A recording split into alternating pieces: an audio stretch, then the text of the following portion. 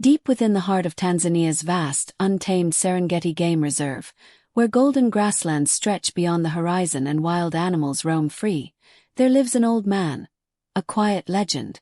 His name, Mr. Mac, and isn't just any elder. He's a former ranger, someone who has walked these plains for over half a century, from the days of his youthful energy to the calm wisdom of his twilight years. Can you imagine? 50 years dedicated to a single cause. Through decades of harsh seasons, changing times, and countless challenges, Macand devoted his life to a mission close to his heart, protecting these beautiful wild creatures from the constant threat of illegal hunting. In the Serengeti, where danger and beauty coexist, Mr. Macand is more than just a man. He's a symbol of courage, compassion, and relentless perseverance. The locals, they call him a living legend, a true guardian of nature. Even after retiring, did he step away from it all? Not at all. He still, every single day, volunteers, driving his old, dusty car, faithfully patrolling the wildlands, offering his wisdom and strength. Younger rangers, full of passion but new to the work, often come to Mr. Macand for advice. Why? Because his knowledge runs deep like the roots of a baobab tree. From lions to elephants, giraffes to rhinos and zebras. He knows them all. He doesn't just protect them, he loves them. Especially the older animals. He always paid extra attention to them, making sure they rested peacefully in the safe zones. Now, as time passed, Mr. Macand's body began to slow. Age catching up with him, little by little. But did that stop him? Never. Even as the Serengeti's climate grew more severe, temperatures rising to an unforgiving 45 degrees Celsius, he pressed on. One scorching morning, the sun blazed like fire across the sky. The air shimmered with heat waves, pushing animals to hide under whatever shade they could find. But Mr. Macand, he was on a mission. A rhino had been injured just the day before, and he simply had to check on it. No heat, no exhaustion, nothing would keep him away. He climbed into his old vehicle, the engine humming, and rolled down the rough, cracked dirt roads that carved through the grasslands. The heat, suffocating. It poured into the cabin, causing him to sweat relentlessly. But he pressed on, focused. When he reached the bushy area, he stopped and got out. The injured rhino, massive yet fragile, lay not far away. Macand watched from a distance. The creature looked weak, a long, deep wound still visible. With eyes full of care and concern, he slowly stepped closer. And then it happened. A sudden, stabbing pain gripped his chest. Hit him like a wave, sharp, crushing. Dizziness followed. His vision blurred. His knees buckled. He collapsed, his body trembling, face pale and drenched in sweat.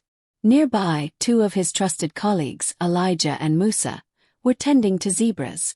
They heard a faint call. Something was wrong. They rushed over, only to find Mr. Macand collapsed, barely conscious. Elijah immediately checked his pulse. It was irregular, weak. Musa frantically searched his pockets for medication, but found nothing. Oh no, had he forgotten it in his rush? Time was slipping away. Elijah didn't hesitate. He radioed the reserve headquarters, urgently requesting an ambulance. The entire area fell silent. Everyone dropped what they were doing. Rangers, staff, all united to help.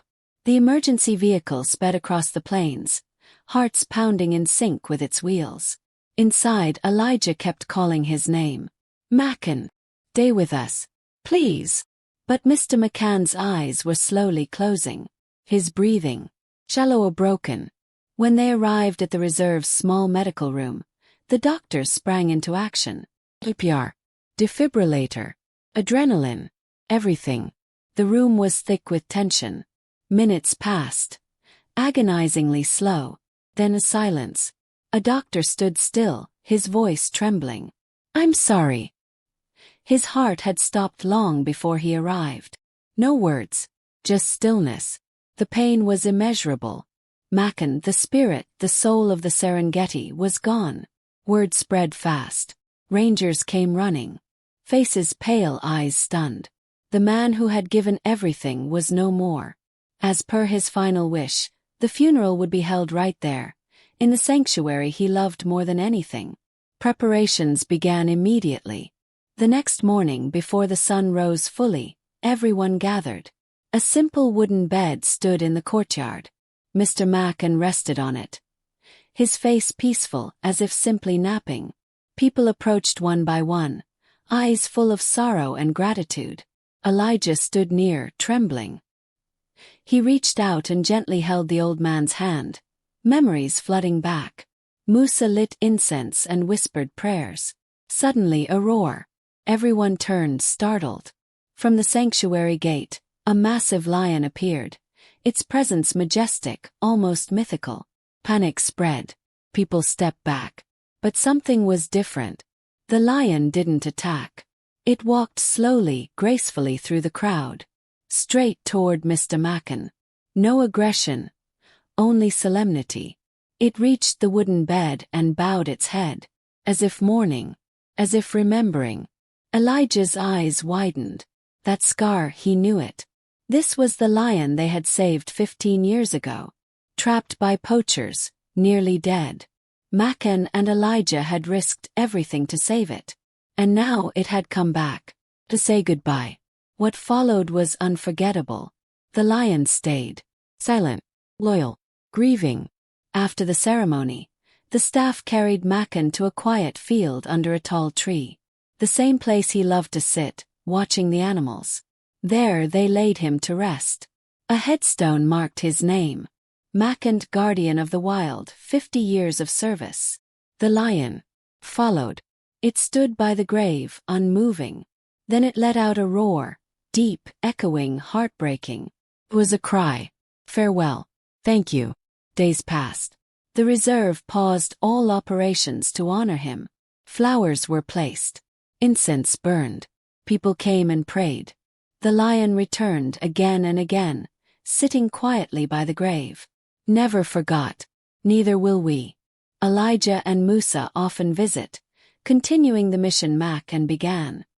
His dream to preserve the wild, to protect the voiceless, lives on.